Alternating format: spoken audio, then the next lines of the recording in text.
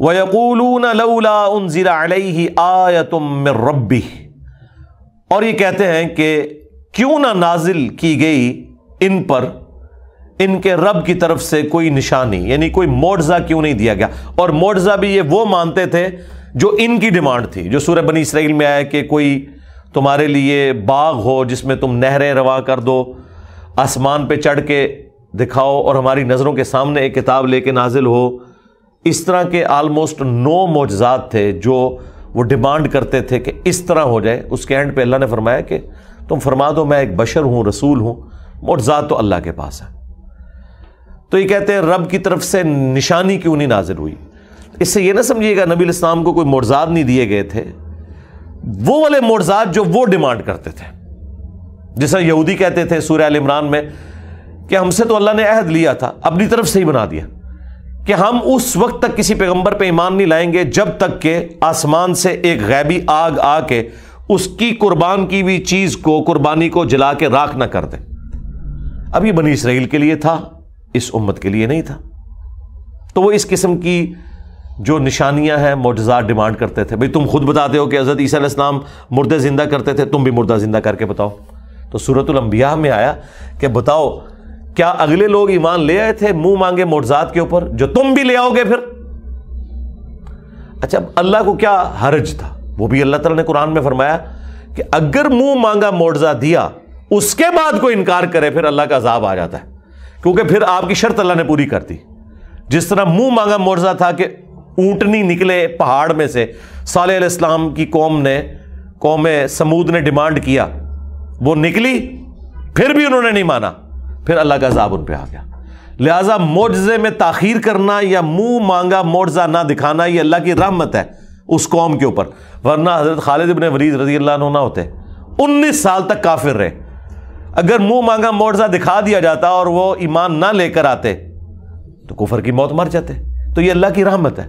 تو اللہ تعالیٰ فرما رہا ہے کہ یہ جو بار بار انہوں نے ایک بات پکڑ لی ہوئی ہے، جسے کہتے ہیں مرغے کی ٹانگ پکڑنا، ایک ہی ایشو کو پکڑ کے بار بار گھسیٹنا کہ اس پہ معجزہ کیوں نہیں نازل کیا ہوا اللہ کی طرف سے۔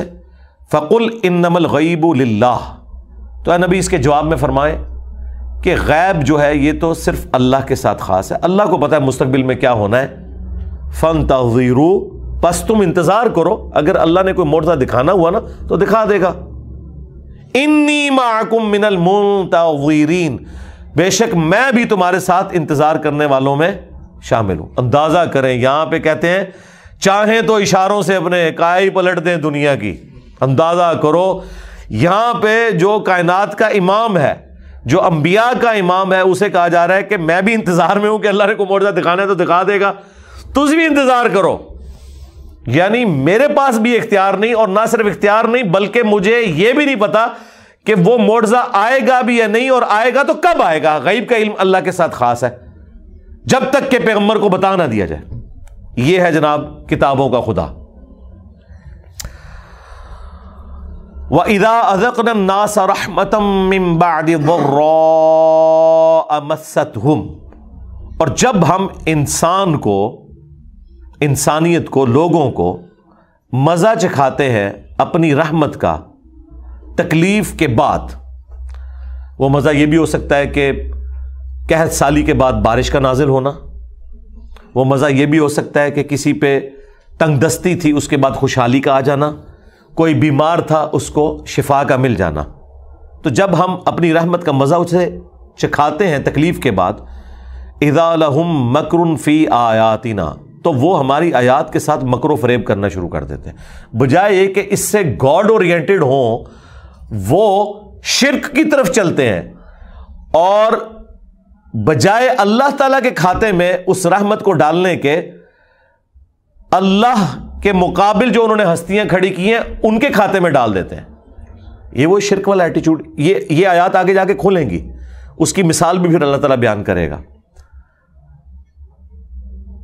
قُلِ اللَّهُ أَسْرَعُ مَكْرًا، اے نبی ان سے فرمائیے کہ اللہ تعالیٰ زیادہ، یعنی اس فریب کی سزا دینے میں تیز ہے۔ یعنی اگر تم مکر کر رہے ہو نا تو اللہ تعالیٰ اس سے بہتر خفیہ تدبیر فرما سکتا ہے، تمہارے اس مکر کا جواب دے سکتا ہے۔ اللہ تعالیٰ یقیناً جو ہے وہ اس معاملے میں تیزی دکھانے والا ہے. لیکن وہی بات جو پہلے گزر چکی کہ اللہ تعالیٰ کا یہ صبر ہے کہ معاملے کو ڈھیل دیتا ہے آخرت کے دن کے لیے یا دنیا میں کوئی شخص پلٹ آئے. لیکن ایک بات اللہ نے بیان کر دی، اِنَّ رُسُلَنَا يَكْتُبُونَ مَا تَمْكُرُونَ، بے شک ہمارے جو رسول یعنی فرشتے بھیجے ہوئے وہ ایک ایک بات لکھ رہے ہیں جو تم یہ مکر و فریب کر رہے ہو. ایک ایک بات تمہاری نوٹ ہو رہی ہے.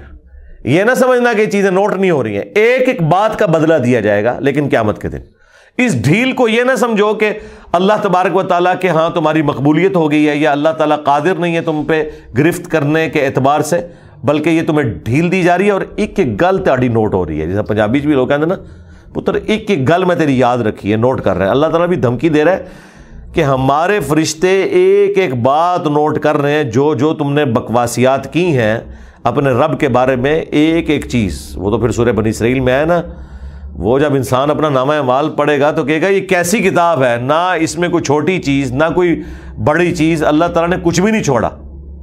ٹھیک ہے، بلکہ یہاں تک سورہ بنی اسرائیل کے اندر آیا کہ ہم نے ہر شخص کا نامہ اعمال اس کے گلے میں لٹکا دیا ہے. اور قیامت کے دن اللہ تعالیٰ کہے گا کہ پڑھ اپنے اس نامہ اعمال کو، آج اپنا حساب کرنے کے لیے تو خود ہی کافی ہے.